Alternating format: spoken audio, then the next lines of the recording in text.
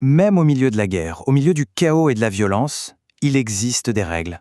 C'est une idée qui peut sembler complètement paradoxale, non? Et pourtant, elle est au cœur même du droit international. Alors aujourd'hui, on va décortiquer ensemble ce que sont ces règles et surtout pourquoi elles sont si fondamentales. La question de fond, c'est bien celle-là, est-ce qu'on peut vraiment réglementer la guerre? La réponse est non seulement oui, mais cette tentative est devenue un pilier de notre monde moderne. Comprendre comment et pourquoi, c'est essentiel. Et tout ça, ça n'a pas commencé dans une salle de conférence feutrée, non. Tout a commencé sur un champ de bataille, particulièrement sanglant. L'origine de ces lois, c'est une histoire profondément humaine, celle d'un homme confronté à une souffrance insupportable. On est en 1859 en Italie. Un homme d'affaires suisse, Henri Dunant, se retrouve un peu par hasard témoin des conséquences de la bataille de Solferino. Et ce qu'il voit le traumatise.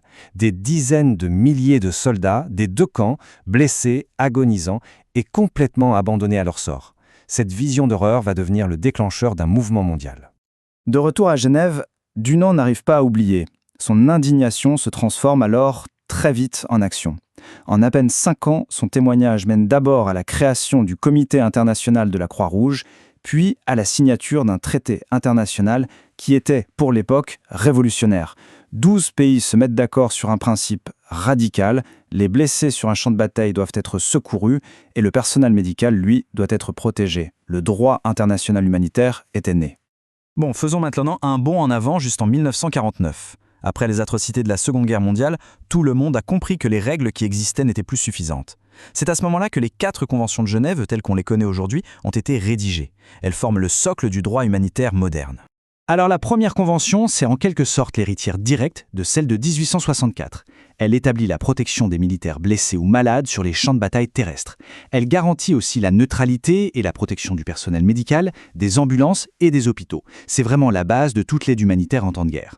La deuxième convention, c'est d'assez logique, elle étend exactement les mêmes protections à la guerre sur mer. Elle couvre les militaires blessés, malades ou naufragés, et bien sûr les navires-hôpitaux et leur personnel. C'est l'adaptation des principes fondateurs à un autre théâtre d'opération.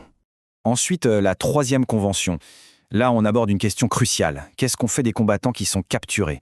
Elle définit très précisément qui est un prisonnier de guerre et elle dicte des règles très strictes pour leur traitement. La torture est interdite, les conditions de détention doivent être décentes et le CICR est autorisé à visiter les camps pour vérifier que tout est respecté.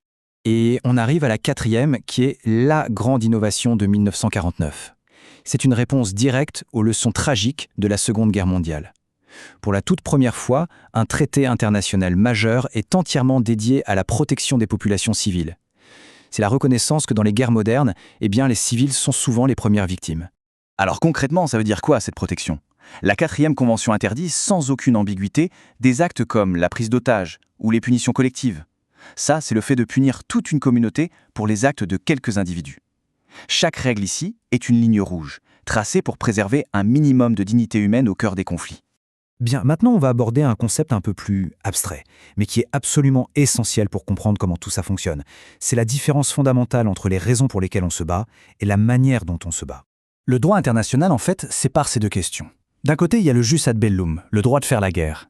Ça détermine si un État a le droit de recourir à la force, par exemple en cas de légitime défense. Mais une fois que le conflit a commencé, une autre branche du droit s'applique, et elle s'applique à tout le monde. C'est le jus in bello, le droit dans la guerre. C'est un peu comme un match de boxe. Peu importe qui a provoqué l'autre, une fois que les deux sont sur le ring, ils doivent respecter exactement les mêmes règles. Et ce jus in bello, c'est précisément ce qu'on appelle aujourd'hui le droit international humanitaire ou le DIH. Les conventions de Genève en sont la pierre angulaire. Son objectif, ce n'est pas de juger qui est l'agresseur ou qui est l'agressé. Son seul objectif est de protéger les personnes qui ne combattent pas ou qui ne combattent plus. Cette séparation, c'est vraiment la clé de voûte de tout le système. Parce que si on devait d'abord décider qui est le méchant pour appliquer les règles, chaque camp dirait que c'est l'autre et personne n'appliquerait rien. C'est cette impartialité qui permet au DIH de fonctionner et de sauver des vies des deux côtés de la ligne de front. Mais voilà, le monde de 1949, ce n'est plus le nôtre. La guerre aussi a changé. Ce qui nous amène à une question inévitable. Est-ce que ces règles sont encore adaptées aux conflits d'aujourd'hui, avec les drones, le cyber, l'intelligence artificielle? Prenons par exemple une cyberattaque qui paralyse le réseau électrique d'un pays entier, ou qui met ses hôpitaux hors service. Est-ce que c'est un acte de guerre? Comment est-ce qu'on applique les principes de protection des civils dans le cyberespace? Et les drones, qui permettent de frapper une cible à des milliers de kilomètres de distance. Comment s'assurer qu'on fait bien la distinction entre un combattant et un civil? Comment est-ce qu'on évalue si une attaque est proportionnée quand l'opérateur est dans un bureau climatisé à l'autre bout du monde? Et puis il y a le défi ultime. Imaginons que demain, une intelligence artificielle prenne seule la décision de tuer, sans aucune intervention humaine. Qui est responsable? La machine? Le programmeur? Le commandant qui l'a envoyé? Là, on est vraiment à la frontière du droit et de l'éthique. En fait, la réponse du droit, c'est que les principes fondamentaux, distinction, proportionnalité, précaution, s'appliquent toujours. Tout État qui développe ou achète une nouvelle arme, qu'elle soit cybernétique ou autonome, a l'obligation légale de vérifier si on peut l'utiliser en respectant les règles qui existent déjà. La technologie évolue, mais les principes humanitaires de base, eux, restent les mêmes. Alors, pour conclure, pourquoi est-ce que tout ça est si important aujourd'hui? Peut-être même plus que jamais. Je crois que le Comité international de la Croix-Rouge résume parfaitement l'enjeu avec cette phrase « Toute guerre sans limite entraîne des souffrances sans fin ». C'est une vérité aussi simple que terrible. Le droit de la guerre, ce n'est pas une tentative naïve de rendre la guerre propre ou acceptable.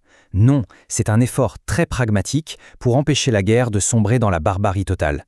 C'est une digue, parfois fragile c'est vrai, mais elle est essentielle contre une marée de souffrance qui sinon serait infinie. Donc, si on devait retenir l'essentiel, ces règles elles sont un rempart pour préserver un minimum d'humanité.